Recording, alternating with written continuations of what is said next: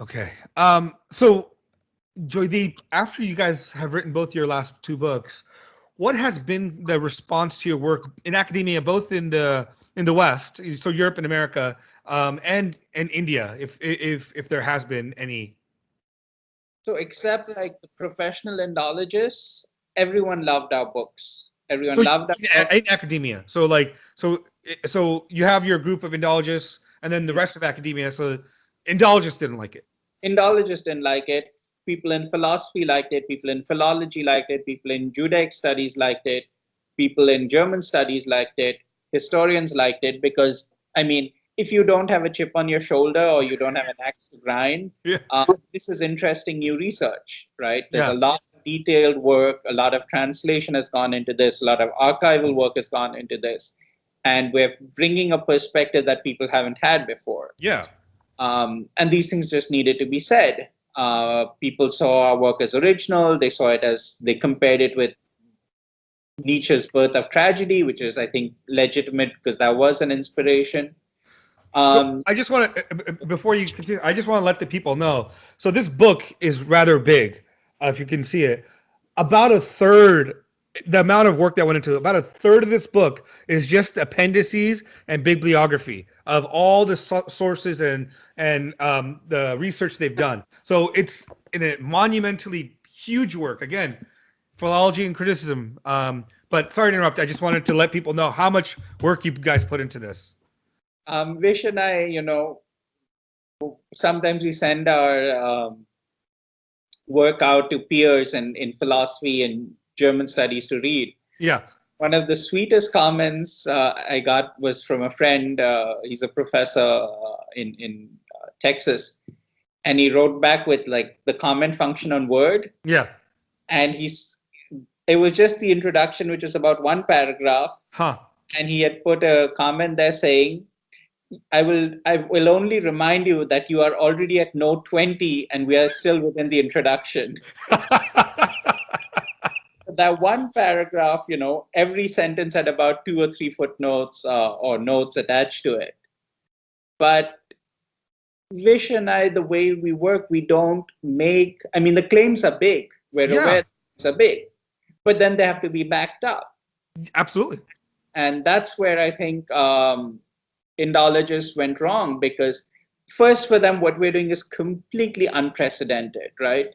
Two Indians critiquing Western scholarship, turning the lens back on Indology, it's not done. The expectation is an Indian, you're supposed to be very grateful, very meek. You're supposed to thank them for critically expounding Indian texts. The well-bred Indian actually gets up and apologizes and says, "Oh, I'm so religious. I'm, dogmatic, confessionally bound. Yeah. He has to carry a heavy cross for caste." These are sort of the established racial rules. Instead, we're using our knowledge of intellectual history to ask questions about this whole discipline. We're saying, how are you scientific? How is this universal? Um, they really experienced shame at being caught out in a racial game. Sure. Sure. And they got angry because they felt shame, they got angry. Then from this anger came a desire to put back the categories they were used to.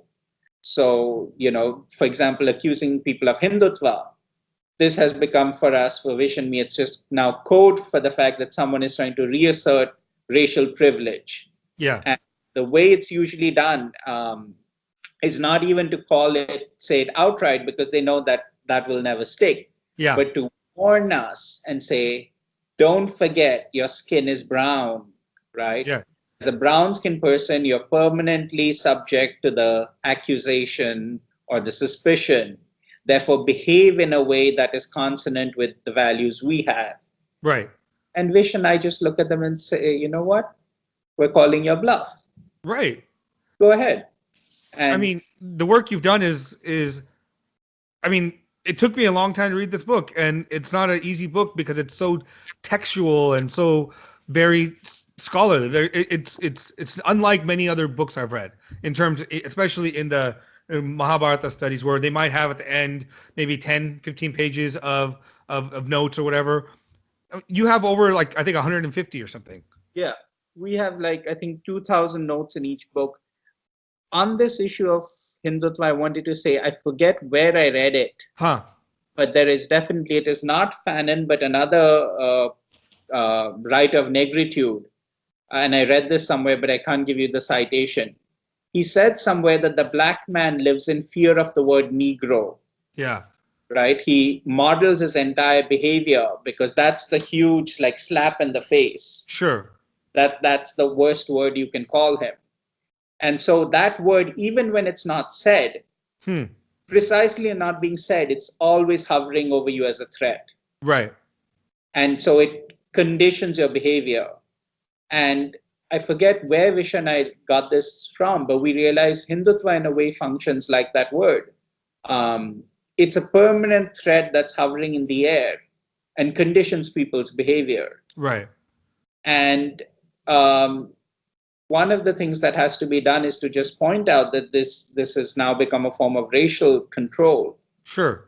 And there are legitimate instances in which, people are not Hindutva to begin with. No. It's an ideology. You can subscribe to an ideology.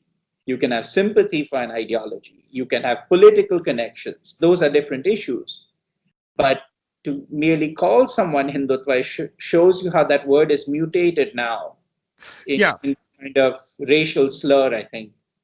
In many ways, I find it very similar, like that in the way we talk about it in the States, in the US, right? Like when someone has a right-wing view, we instantly call them a Nazi.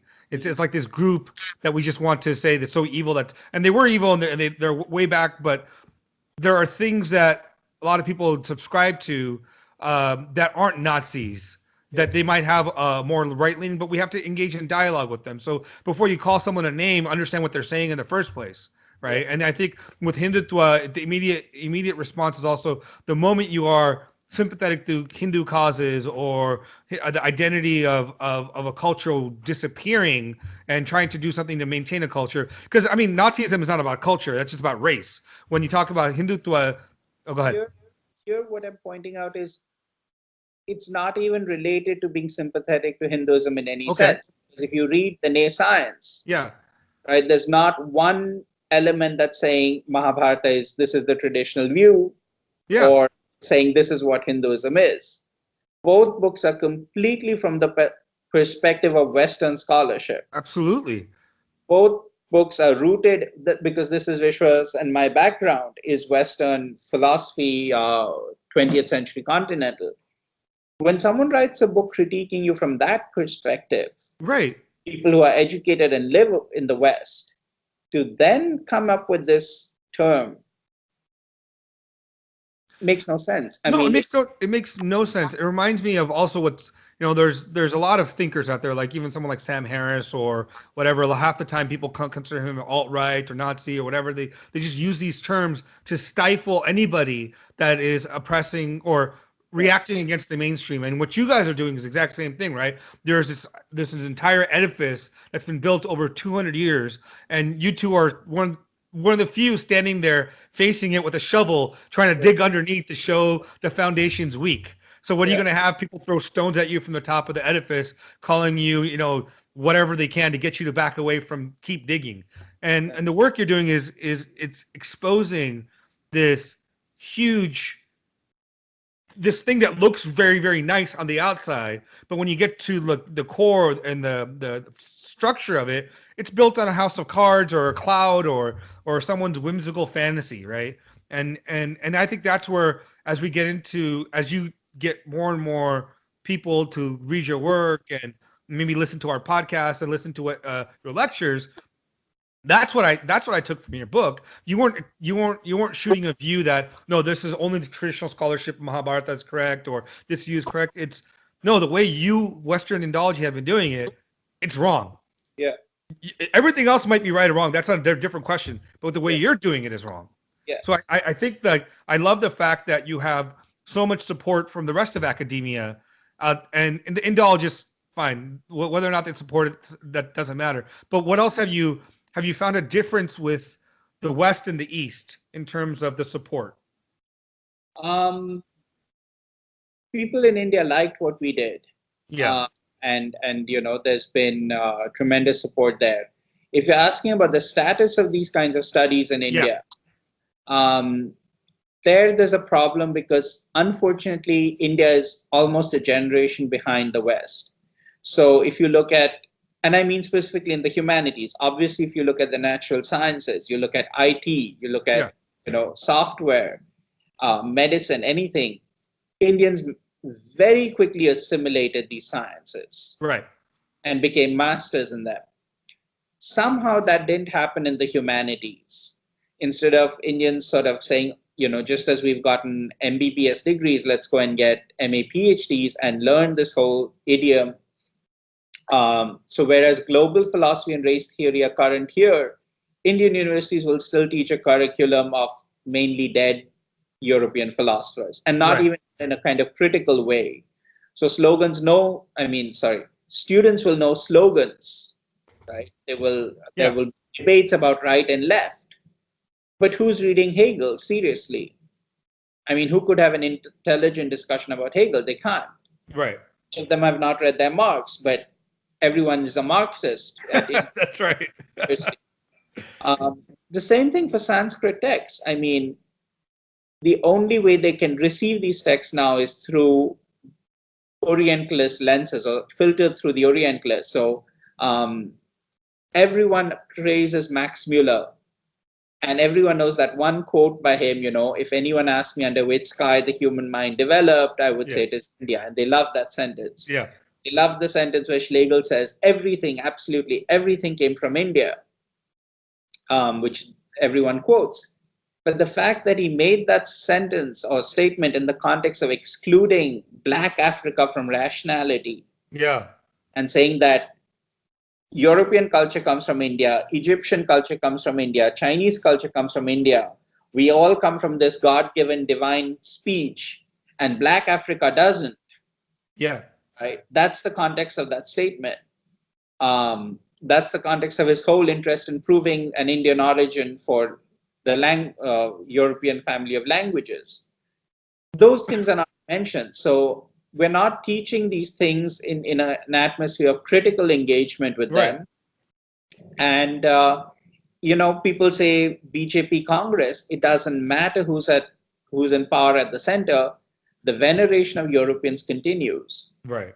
Krish and I think it's been now 4 years since we wrote the NA Science. So we've been going to conferences in India. I'm not sure if I fully correct on this because I don't remember. I don't follow Indian politics, but I somehow think conferences were both Congress conferences and BJP conferences. I somehow have this recollection that we've been to conferences. It doesn't matter who's organizing the conference. Yeah.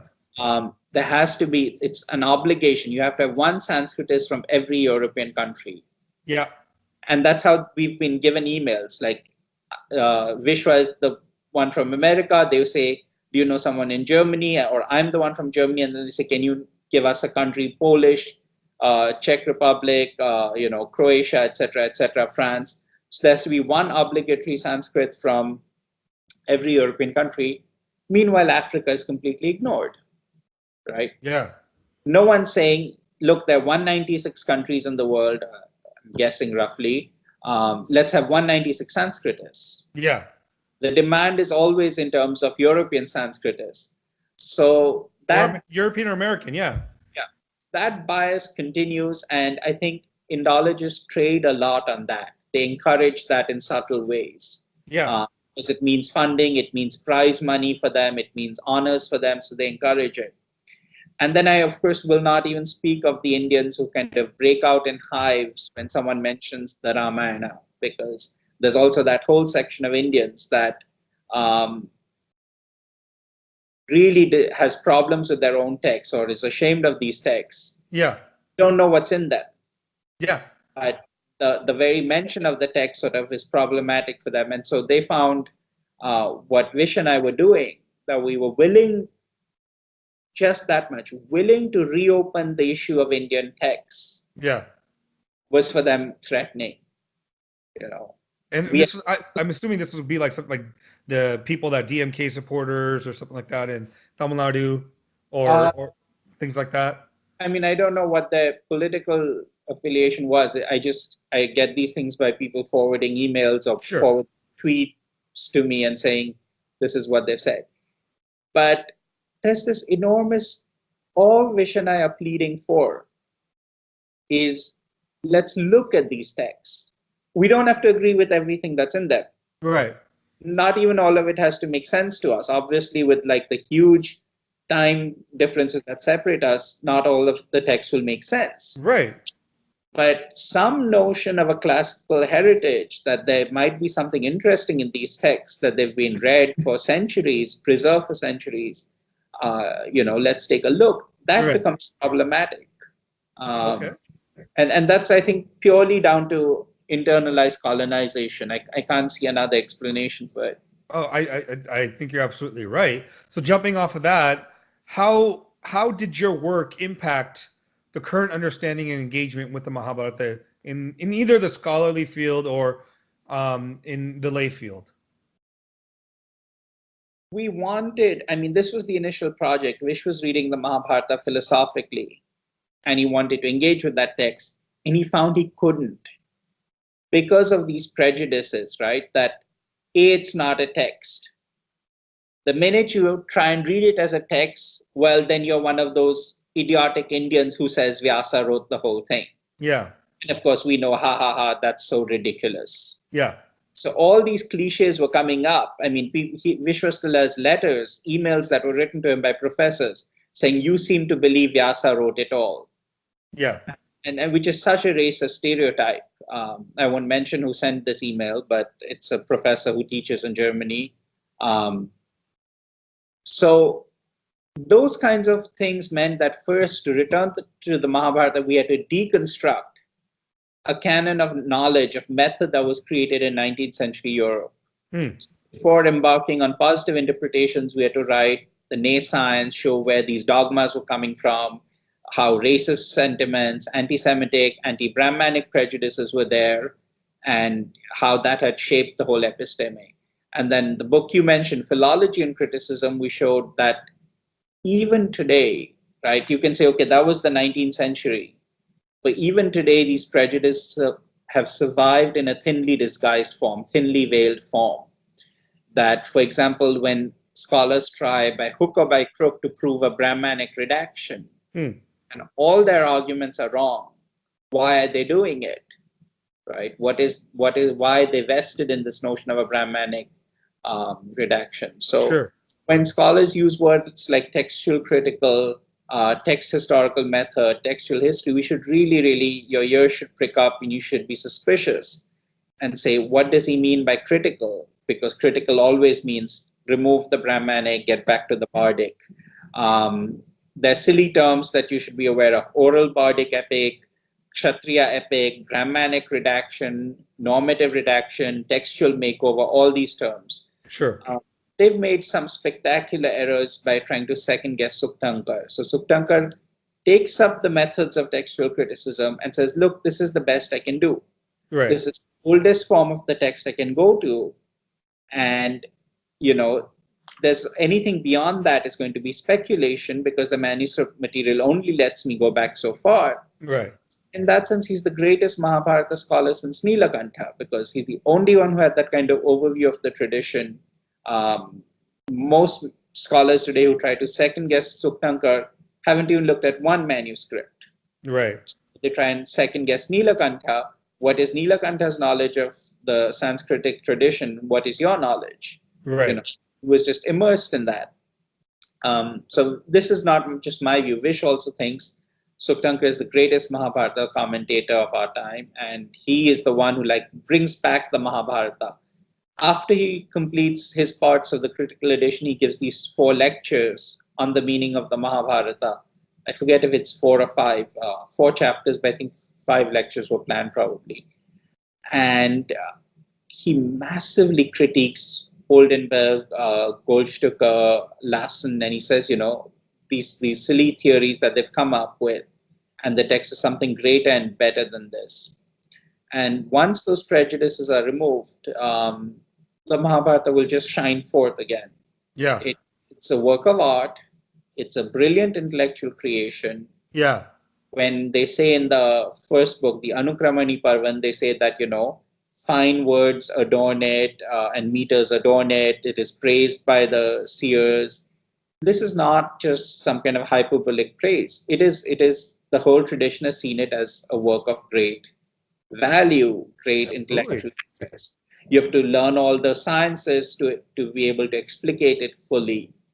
Um, when a text is telling you that, a whole tradition is telling you the value of this work, it takes an enormous amount of arrogance to come up and say, "Oh, this is a stupid work." Oh, absolutely. This, Yeah. this, this. And that's only possible. It was only possible in the 19th century that you could go up to a culture and take its most valued possession and say, "Haha, what's in this book?" You know, Right. and Right. that's the condescension that's there in scholarship. And that still persists today. Yeah. And has your work impacted that at all that you've seen yet? Hugely, in the sense that two ways. Even if we've made it problematic, so that condescension was, there's a German word, salonfähig, Okay. something that was something you could openly say in a salon, Okay. right? So it's something that was sort of, I'll translate it as drawing room tolerable Okay. or drawing room acceptable. The kinds of things that people could say that were considered salonfähig are no longer acceptable. Right. So in a sense, we see ourselves, our work is like the various movements in the US right now, which are making statements that a few years ago no one thought were problematic, Right. suddenly pointing out, hey, wait a minute, Yeah. Yeah. you can't say these things. So our work has impacted in the sense that that level of open racism, that level of mockery has become very problematic. Okay. They know we will call them out on them. We watch all the lists, we track their work. Vishwa has hired like what's it called, a military historian to go into Nazi archives and keep all the material ready. So we like track all that stuff. Wow. Yeah, it's a huge and expensive task, and Vish has really dedicated his life to this. Yeah. And as he says, the only way this can continue is for dialogue is we have to become historically self-aware.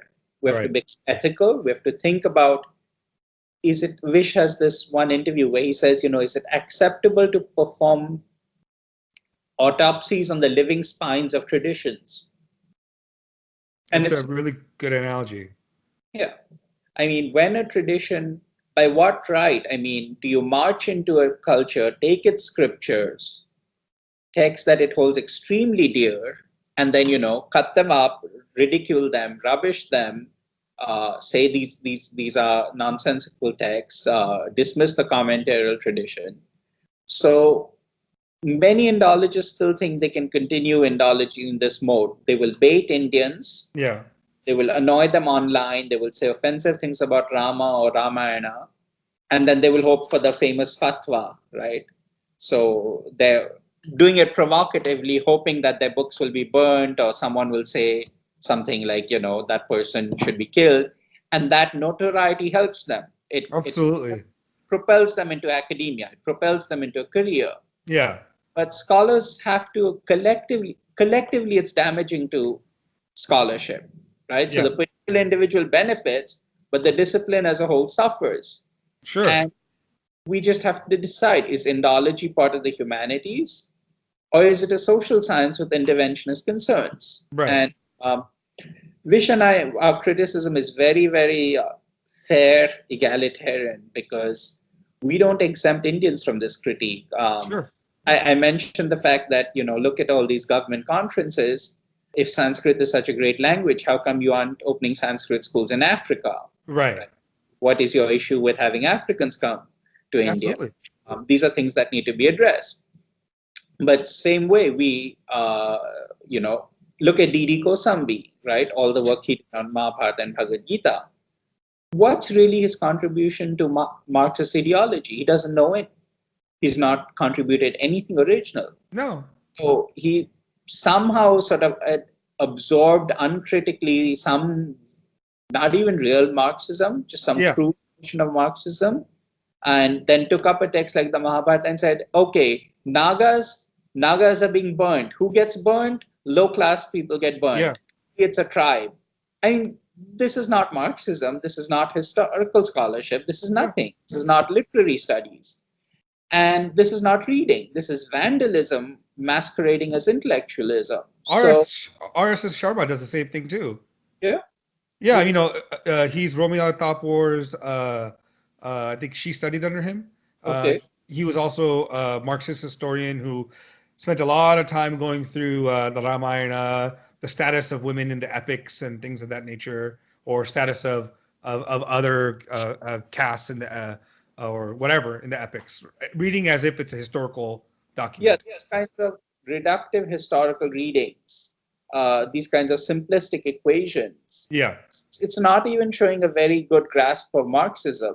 You yeah, know, it's just the ability to use Marxism to tear apart the text. sure, sure. And Absolutely. So, I mean, we're ending closer to our time. We've been going for a while. So, I just have two final questions, and then we can stop. So, what is how do you recommend that we address and engage with the text now, and what should be our takeaway from what we've discussed today? let me put it this way: to engage with the text is now very different from us Yeah. or distant from us. There's been colonization, there's been conquest, there's been Western education, frameworks of reception have been broken, right? So it has become, other than you're in one of those very traditional families that never lost its contact with these texts, Yeah. never stopped to exist in a Hindu cosmology or a Hmm. Hindu worldview, it's impossible to read these texts straightforwardly. Yeah. When you try and do that, we project contemporary social political stuff onto them. Our language, our idiom, etc., gets projected, and then you get these weird hybrid kind of understandings, like vahanas are clearly airplanes, astras are nuclear missiles, and in ancient India we had nuclear missiles. Yeah. Uh, Giving calendric dates for Bhishma's death, Krishna's avatara. These are more examples of what Vish and I call a hybrid understanding. Yeah. Um, Now, Orientalists will come in like Stephanie Jameson. She's one of the editors of, or one of the office bearers of American Oriental Society. Yeah. They come and mock Indians for this and giggle.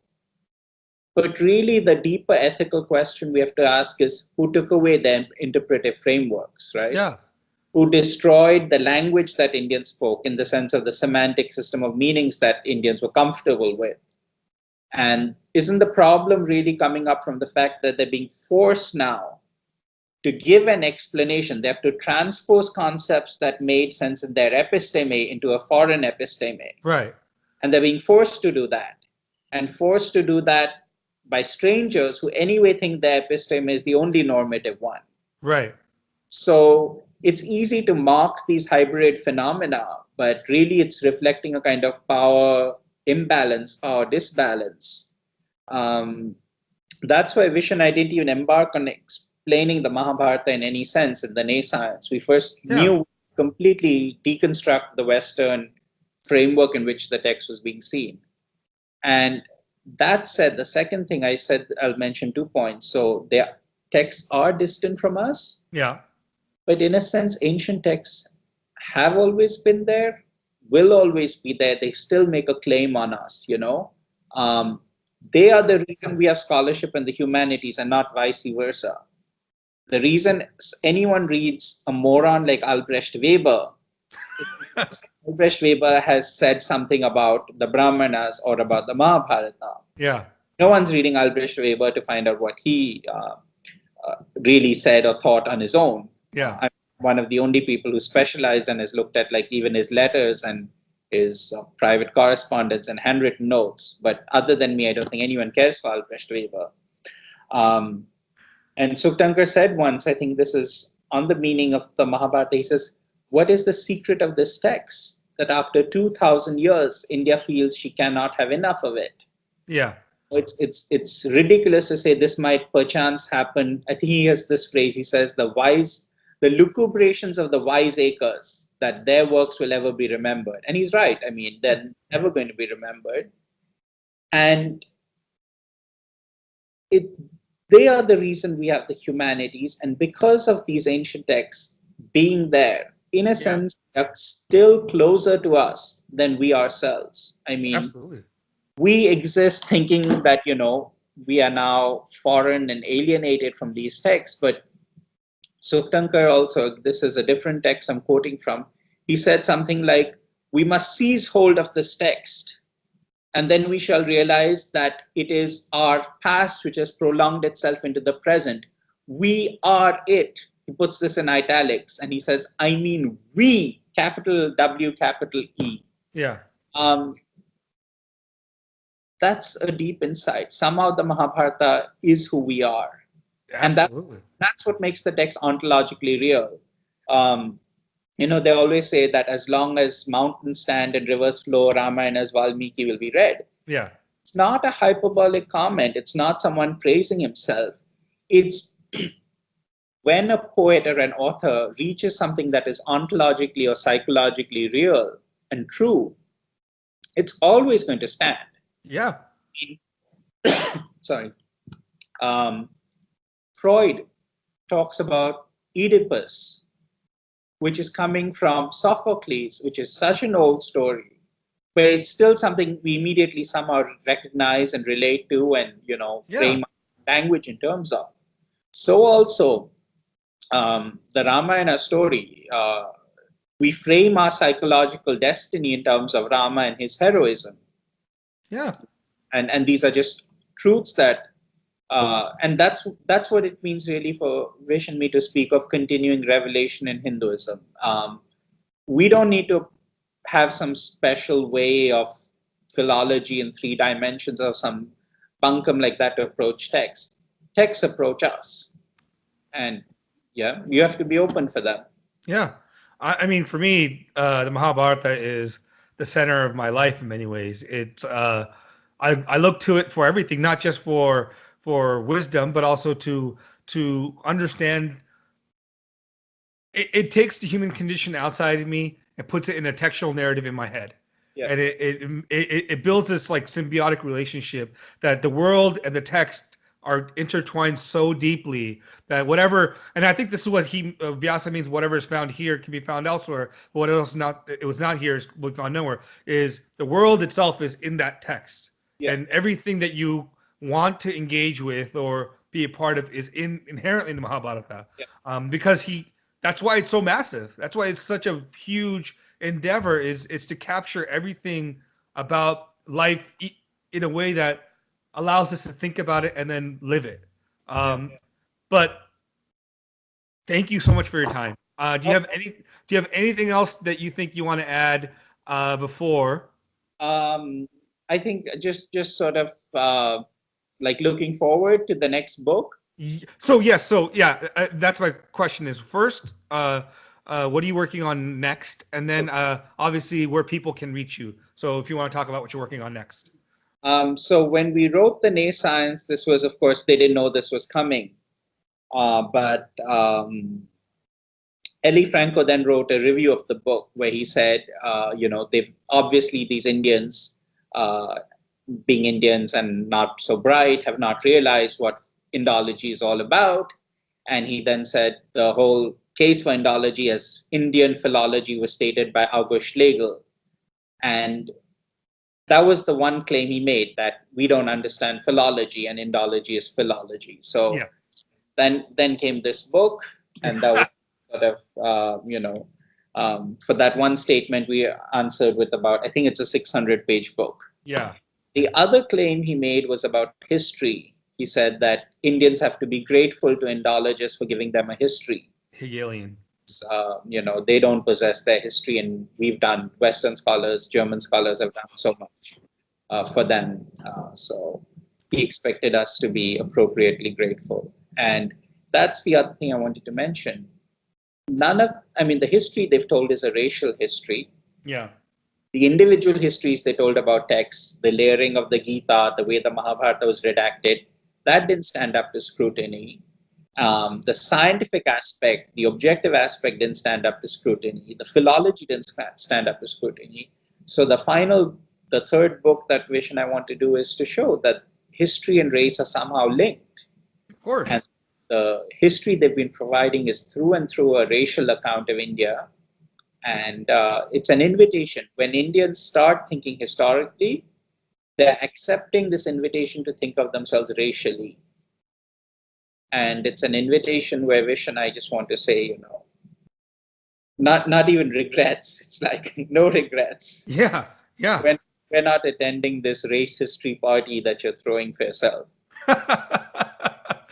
Racist. Yeah, no, that's so true. I think that's a very solid point because history, I mean, for the most part, I mean, I think it started considered most people consider Hegel the father of history, right? At least in the philosophical sense with the unfolding of the spirit over time and in very much a Christian sense of the world. And history has kind of taken that role where and even nowadays it's a sense of where is this progressing to, where are we going, and that's why like people like Francis Fukuyama comes out with the end of history as if we progressed to some place that naturally would have led there, and that's a very Christian, very uh, bounded sense of history, and I think There, Indians never had that. yeah. There's two things that are playing there. First, it's an eschatological history. Right. Like there's some final distant event, some messianic future we're headed to. Yeah. And that will be like the fulfillment of time. That will be the meaning of history.